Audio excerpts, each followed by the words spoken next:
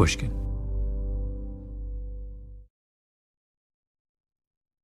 You called it a fairy tale. Yeah. Is there a fairy tale that you were inspired by? Which fairy tale is this? I don't know if there's one. I think the opening of the movie is, and this will just tell you the tone. There's a voiceover throughout the movie. Mm-hmm. And the opening shot is you're pushing in on this kennel in the middle of nowhere. And it's out in a field. And it's like there once was, an animal named Bandit. And the Bandit used to had dreams of blah, blah, blah, blah, blah. And you're pushing in until you get to this pit bull sitting at the center. And it's a thing of fighting pit bulls. And he named himself Bandit and you see a flash of a little boy that the dog had seen from his kennel far, far away playing with his puppy named Bandit. And Bandit had dreams of one day being that dog. And he hoped that one day someone would give him a chance and believe in him. And this dog trainer comes, the fighting trainer, and takes Bandit out and is like, come on, get out of here. And is dragging him along. And then he's like, but that's many, many years ago. And Bandit suddenly turns around and just fucking launches at his trainer and kills the dude. And at this point in Bandit's life, all Bandit ever wanted was just revenge, just bloody revenge for the life that he's lived. I'm not remembering it verbatim. It was a long time ago. But it's like, and all he wanted was just one shot just to get payback and nothing more. And then you just push in on him and he's just got blood down his neck.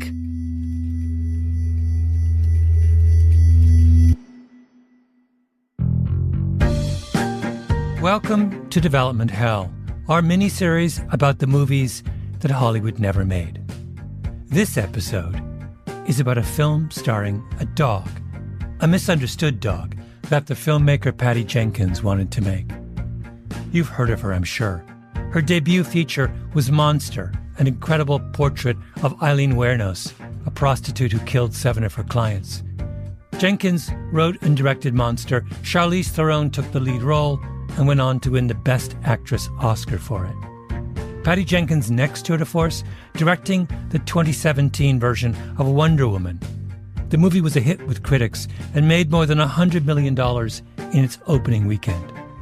But somewhere between those two hits, Patty Jenkins had the idea of telling a different kind of story.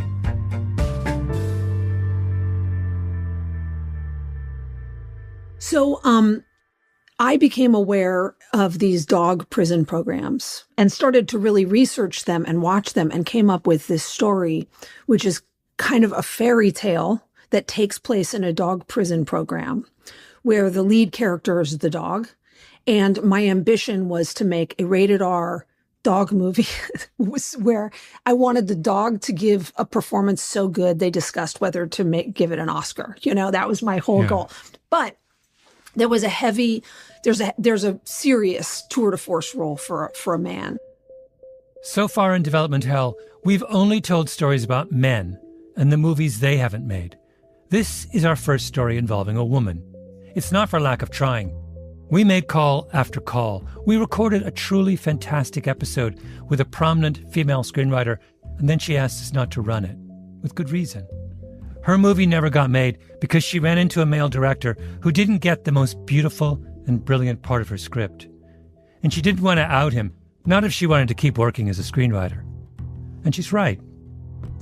Women in Hollywood play by a very different set of rules than men. They don't have the same freedom, and more specifically, they're not allowed to tell the same kinds of stories, which was the brick wall that Patty Jenkins ran into with her fairy tale about a misunderstood pit bull named Bandit. This is a bad dog, right? For sure. You end up realizing as the story goes by, these trainers beat the shit out of these dogs. They abuse them. And so, every once in a while they're going to turn on and kill somebody, and that's life, I obviously, having made Monster, have sympathy for why people do the things that they do and interest in why they do the things that they do. But I think that's also what the core of the story is. By the end of the movie, you've seen that Bandit is this wonderful dog if someone had just given him a chance to prove what he's capable of doing. Patty, hold on. Yeah. Back up. Dog prisons. So tell me the story. And tell me what a dog prison is. So there are these programs throughout the country where they put dogs unadoptable dogs in with inmates, and they have those inmates rehabilitate the dogs.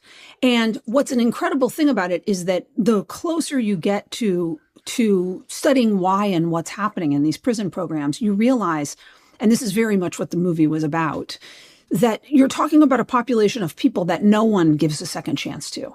And this will come back around to, because it's ironically, I think, related to why I could not get the movie made. Everybody wants to believe that these are bad guys. They're only interested in like having them suffer and pay their dues. But the truth is that the closer you get to prison, the more you realize that prisons are mostly full of just poor people. The prisons are full of guys who have changed, never were that bad, have been in since juvie, and there's no way out.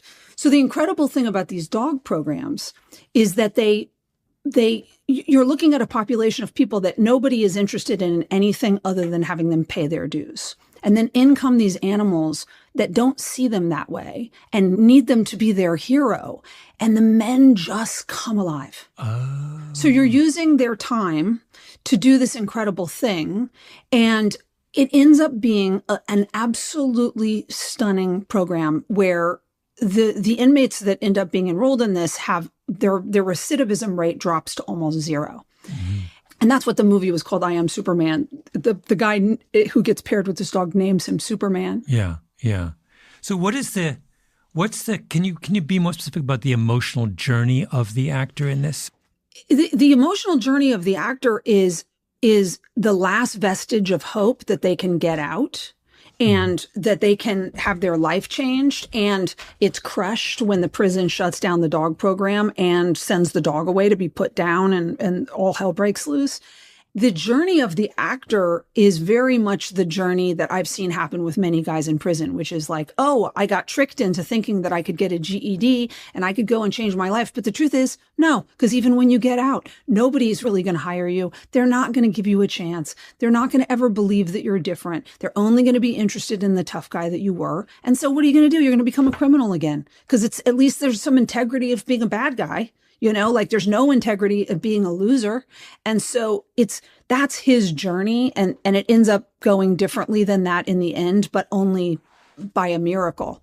And so the movie was a fairy tale about a single dog. And the dog's opening scene of the movie, the dog kills its trainer.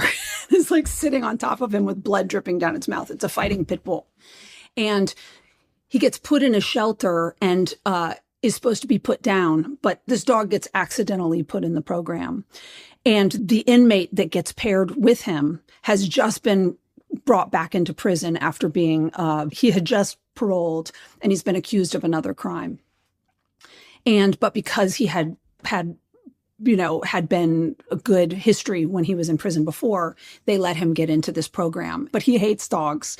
And so it's the story of this terrible pit bull, supposedly, and this terrible man who are paired together, who actually hate each other, who have to go through this program together. And I can't tell you the whole story because I still may make this movie and I don't want everybody to know everything. Mm-hmm. But the truth is, it doesn't go the way you think. It's not a touchy-feely. I'm not interested in just straightforward issue movies. So this is very much a fairy tale, and the story goes slightly differently than you think it would, but it's wonderful. Can you give us one tiny little hint of a little direction that it goes in? Yeah, one would assume and will assume that it is that the man and the dog change each other. Yeah. They do start to change each other, but then the entire program is sabotaged by the prison and by the administration and by the corruption, which is exactly what really is going on in these prison situations. And things turn out very, very differently. Like a bunch of different people go a different way. Yeah. Who do we root for more by the end? The dog or the man? Both. Both.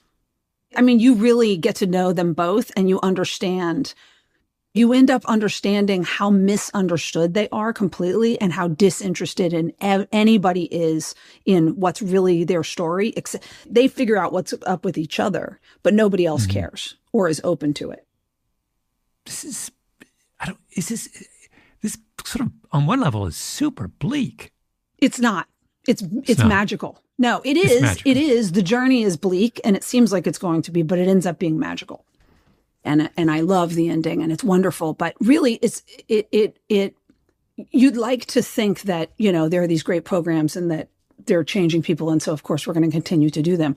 But not only does that not happen, but then it goes a very different way. And that goes to the point of why I think no one ever made the movie, because the movie is all about the main character is already changed. He's already a changed guy.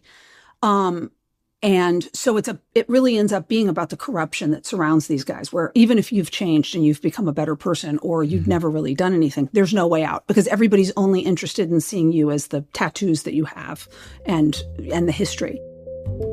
After the break, Patty and I talk more about dogs and development hell.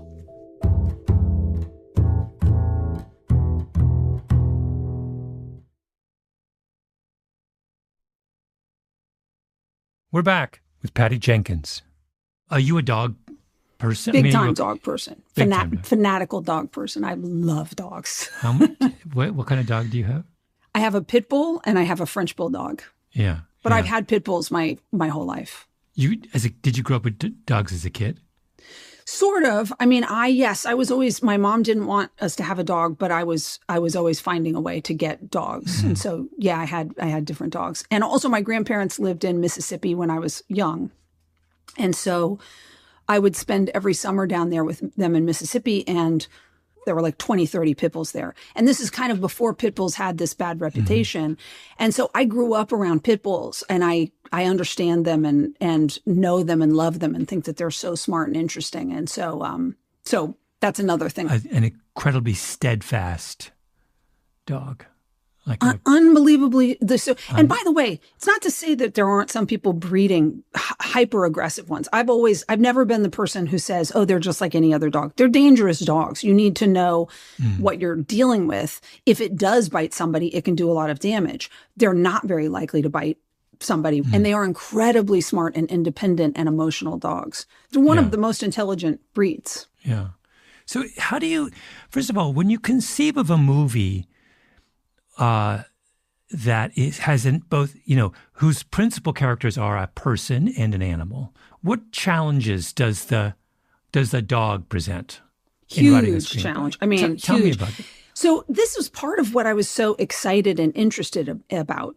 My goal was to get an honest performance out of a pit bull. They are incredibly emotive dogs. And so you can just read what's going on their face. So that got me really interested in, how do we do this? Not just having a trainer, be over here.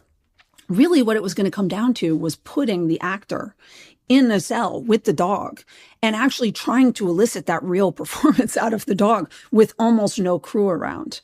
I was always, when we would talk about budget, I was saying, I want to get the tiniest crew, but I want to shoot a lot of days. And so it was just going to be slow to try to wait until you get that right expression out of the dog and elicit that actual performance from the dog. So what are you looking for from the dog specifically? It depends. It's a whole story. So you would need the dog to dislike the guy and be hostile. You'd need the dog to become curious and interested, but apprehensive.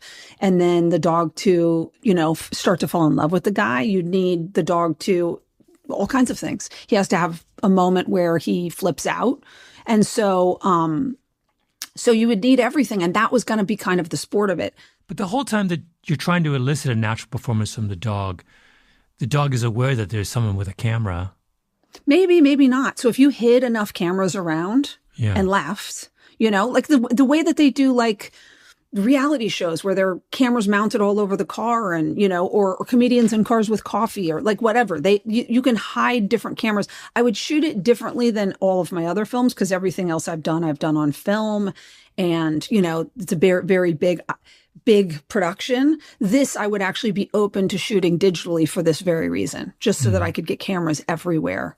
The other thing I wanted to do was I wanted to shoot it in a real prison with inmates as part of the crew.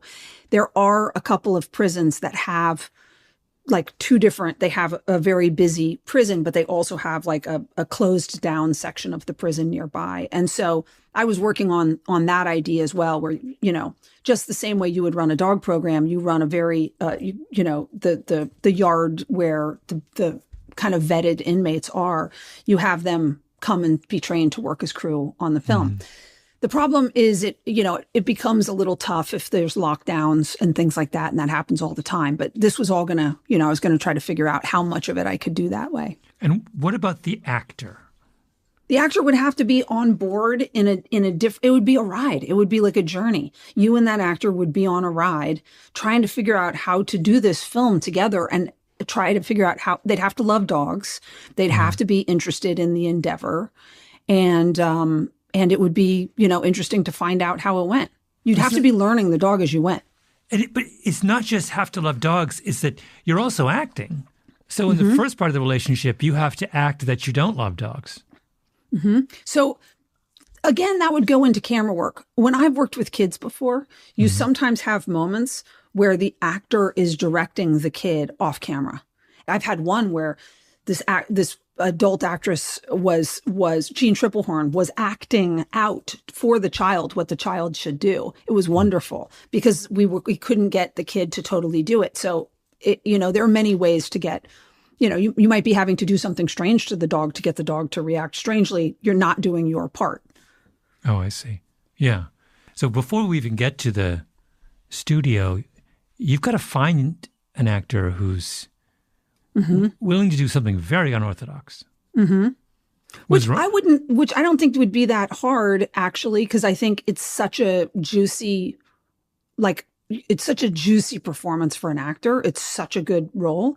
I had been talking to Ryan Gosling about it at the time, and this is way back. This is 2006, 2005.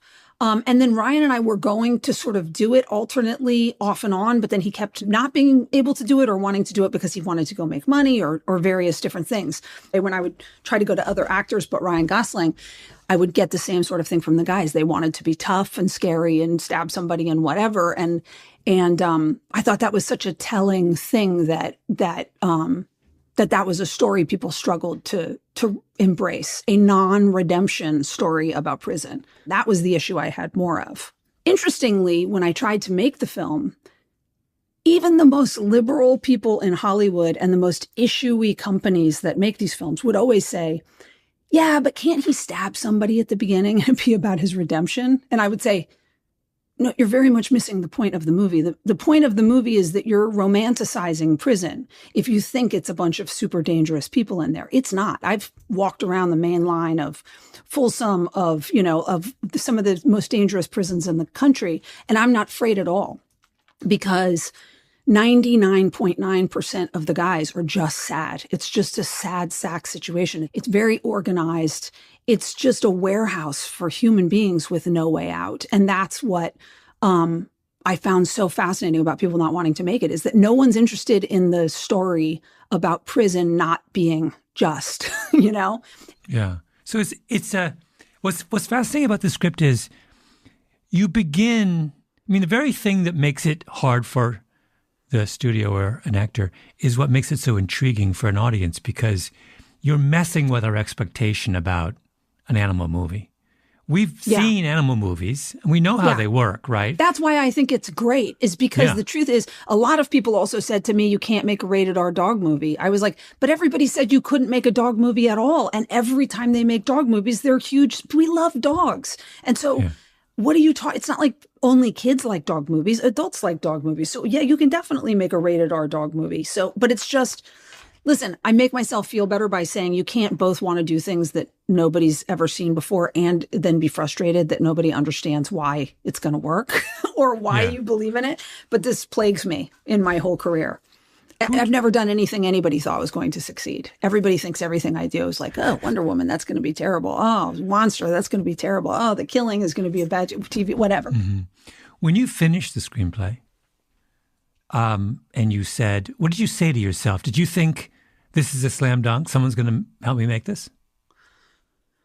No, but I knew how very happy I was with it. And the people who read it had the same reaction, like people would say, that it was, I've had still people, some people write me and say it's still one of their favorite screenplays they've ever read. But I knew it was going to be a little bit hard, but I didn't And I still don't understand why no one would roll the dice on my very low budget second film, other than to speculate that the sexism that I was so very, very disinterested in throughout my career, but see much more clearly now, weighed into the fact that, you know, if a guy makes a Oscar-winning first film, then you roll the dice on their second thing. Whereas throughout my career, people have not been interested in or not had confidence in what I want to do. They've embraced me and wanted to hire me for what they want to do. But still to this day, like when I have what the stories I want to tell are, people are like, we've never seen that before. And I'm like, yeah, but you'd never seen Monster before either. Like, you want to just give it a shot. So looking back, it took me all the way until now to be like, wait, how did nobody just say, yeah, we'll give her $5 million to make her second movie? This is super interesting and something I've been thinking about a lot recently, which is that you're talking about sexism here. Sexism, discrimination of any kind, takes all kinds of different forms.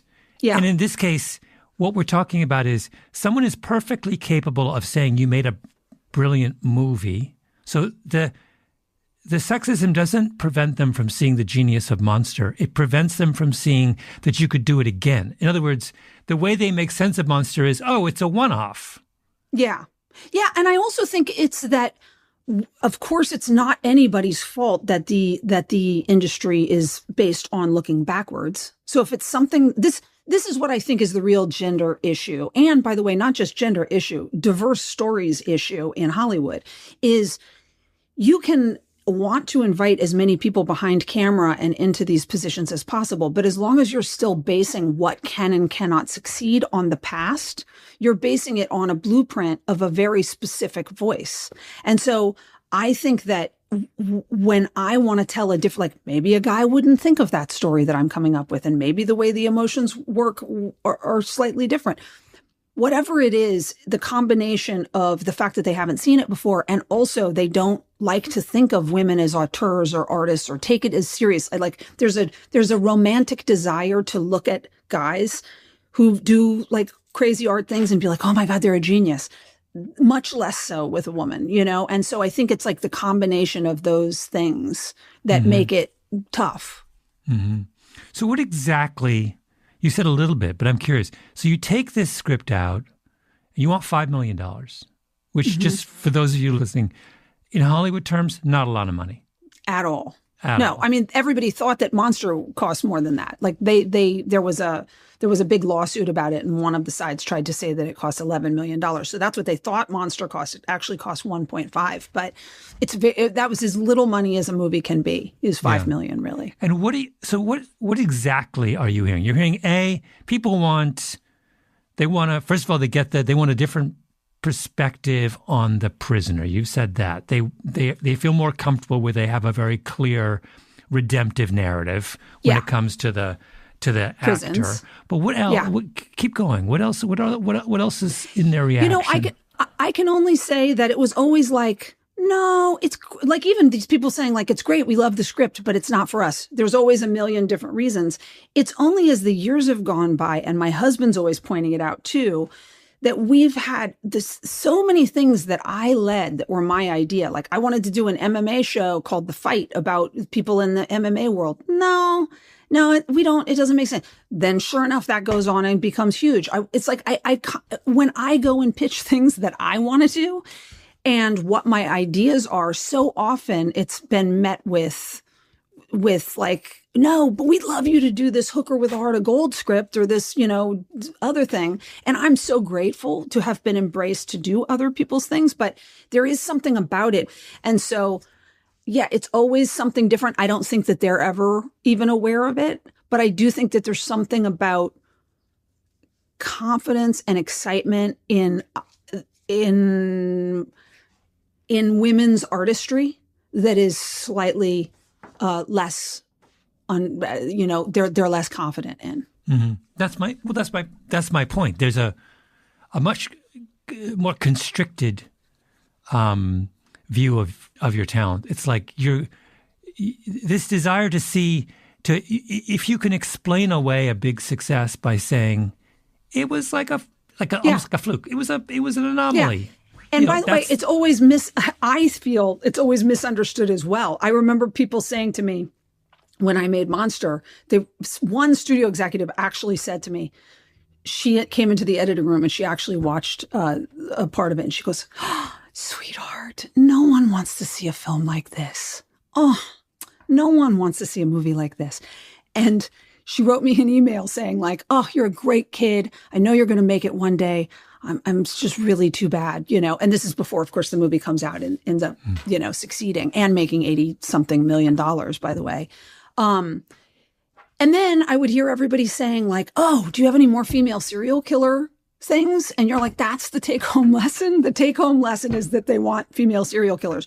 And the same thing I felt with Wonder Woman. I felt like Wonder Woman there was just so much emphasis on gender where it was like, oh, everybody wants to see a woman directing a woman's story. I'm like, is that it? It's not because of the movie. It's not the hero's journey. It's not, it's like, and then there are 100 women get women action things made on it's like, it's the wrong lesson.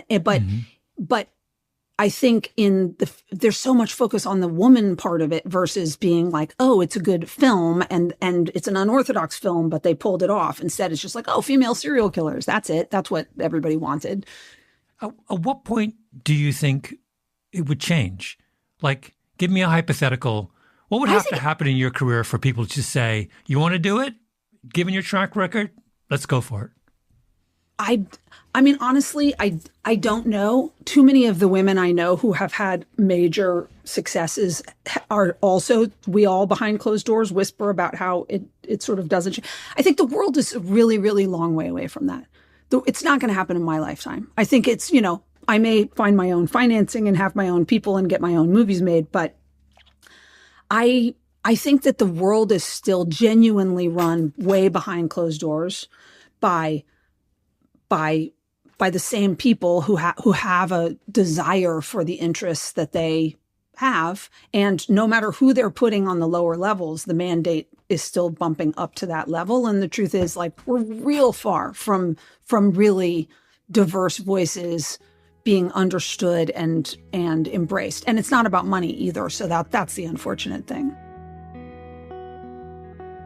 I'll be right back with more from Patty Jenkins.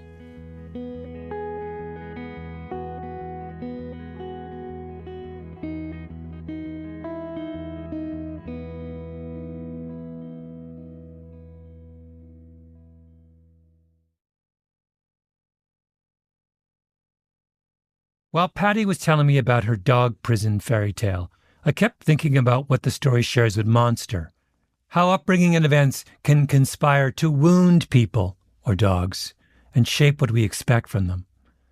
Monster and I Am Superman are both stories that ask us to look for nuance in some very dark places. Jenkins, I was thinking, seems compelled by these kinds of dark places. So I asked her about it. Where does this come from in you? So it's funny because I think we both have very backgrounds of a lot of exposure and travel. And I think that's, when I was little, we moved to Thailand and during the Vietnam War, and then we moved to... You're an Air Force brat. Are you an Air Force brat? Yeah. And I think I grew up consciously or unconsciously in the shadow of the Vietnam War in Thailand, with my father's people dying right and left and the plant, everything that's really going on. So I think I was born into around the darkness in a familiar way. And then my own father passed away in a plane crash and, all these things. And I lived all over the place. So then I've always never quite been one type of person. I'm not like from somewhere and like of a type. And so I've always been curious in all types of people and what's going on with you. And I'm not daunted by the darkness.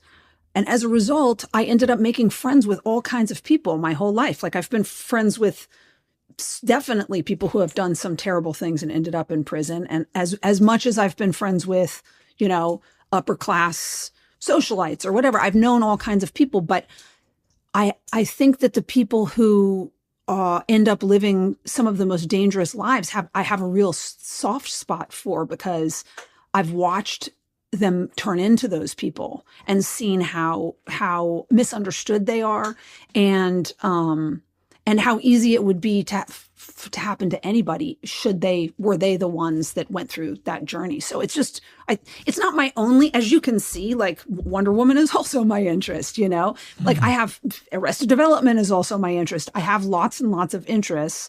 I think the reason I like such diverse work myself is because of what I just said. I'm not one type of person. I've had to learn how to live in different circumstances at different times.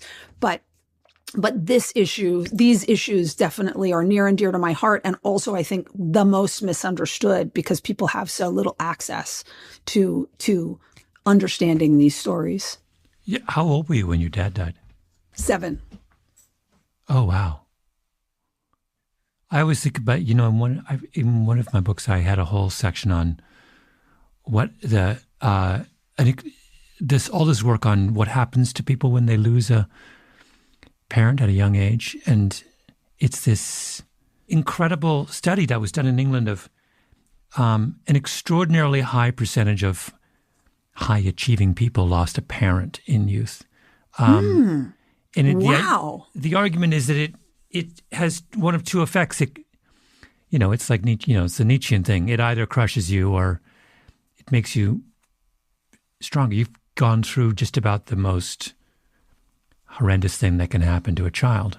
And if you can emerge from the other side of that, you're kind of toughened in some way. I'm just fascinated by how drawn you are to investigating this kind of darkness and finding some value in it. Mm-hmm. I think that's or some understanding. Well said. It's well said. Understanding. I think it's interesting to look back on this and how, first of all, it was the definitive event in my life was my father dying. It had a huge, huge influence on everything after, particularly in my youth.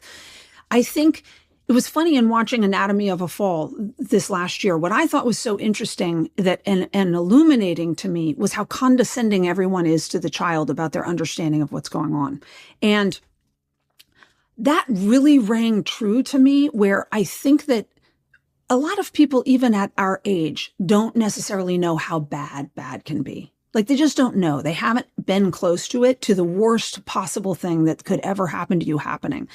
And when it happens to you as a child, you're obsessed with your parents at 7 years old. You are in love with them. And my father was like such a heroic figure, like taking off on his motorcycle every day and then flying off in his F4. It's like he was like a superhero in my life. So to have that happen and then tell me you'll never see him again, like it was such exquisite revealing of how bad the world can be. And now when I look back, I'm like, oh yeah, people are saying to you like, oh, every cloud has a silver lining, all these things, and you're like, I want to die. Like, you're done. You're suicidal, really. Your interest in this place is over. And I only now realize that looking back, I'm like, oh, all of these words and how I was probably being viewed as a 7-year-old is, she'll forget him, she'll get over him, and you're like, dude, I don't want to be here where that can happen at any moment. I don't trust any of this now. And so I think that it's a very interesting thing that you do have to kind of toughen yourself and learn how to exist in that world where that can, and I still really struggle with it. I really struggle with it as it relates to my child, where struggle I'm like, what's it? With the knowing how bad can be. Oh, I see. Yeah. Like knowing that we all feel like it's not going to be us and it can't really happen, but it really could, and it could happen at any moment and there's nothing you can do about it, Interestingly, I don't think I would be the director I am if my father hadn't died. And then I think Monster I made literally directly about the death of my father. It was about like, oh, okay, cool. Everything works out. Everything happens. Like the voiceover in that movie is saying everything, it's all these myths that she's heard throughout her youth. If you just love and believe in yourself, anything can happen. Nope, not for Eileen Warnes, So that it was a direct a chance for me to express how dark the world can be that people might not realize. And I think the driven part, what's interesting, I'd have to think about what I think it is that makes you driven. For me, I was I was passionate to take control of the narrative. And my original reason for wanting to be a filmmaker was that I thought that the stories were always going to be terrible in real life. So I was like, so I want to tell my story. I want to be the one who controls the story. So at least I can live a good outcome there, and I turned out to be pleasantly wrong that, I've lived a wonderful, knock on wood, life in so many ways. But yeah, I think it was like, it made me very, very driven. Mm-hmm. Mm-hmm. So now you want to take this story back out and try and do it again. Maybe. I haven't decided. Tell me how you would, knowing what you know. By the way, what you just said is incredibly. It's sort of it's I mean, it's really I mean, it's incredibly kind of moving. And honest about why you do what you do.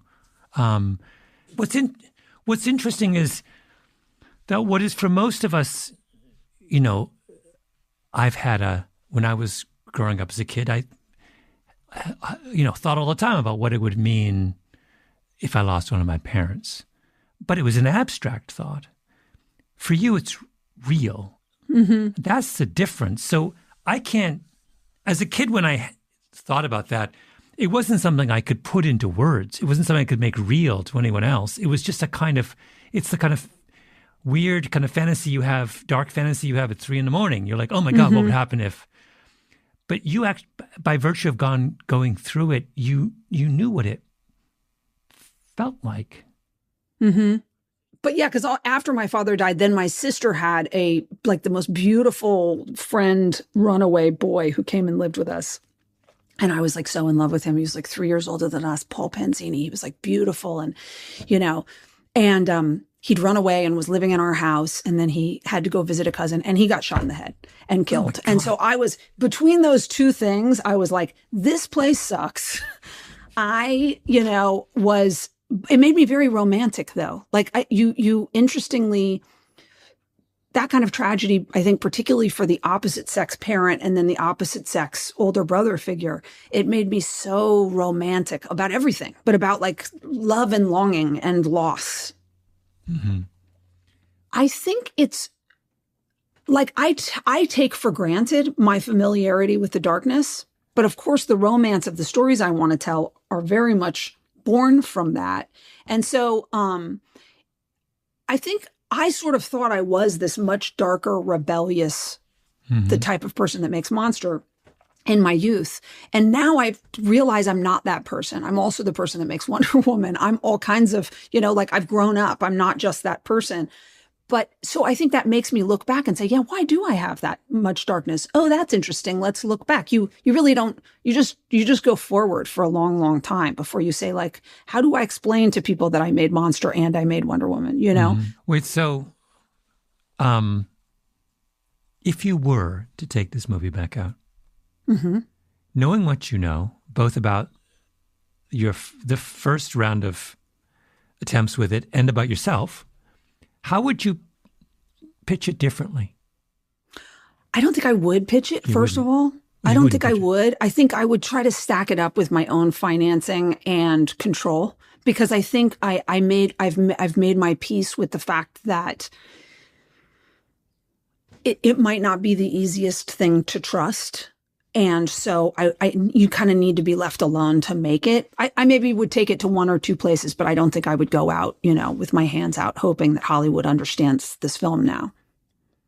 I'm playing the game in a more sophisticated way now, with age and with experience, where you're sort of like, oh, I see what this is and I see how it could go wrong. And just to give this film a winning hand, I'd need the space to actually make it what it could be, not be fielding a bunch of notes from a bunch of people who are afraid, who need it to, that they've never seen a film like this before. So I think, it's more just about how to set yourself up to succeed. I want to see this movie. Will you? Maybe you will. Will you promise us that you'll? If I don't make it, I'll come back and tell you the rest of the story. This has been fantastic.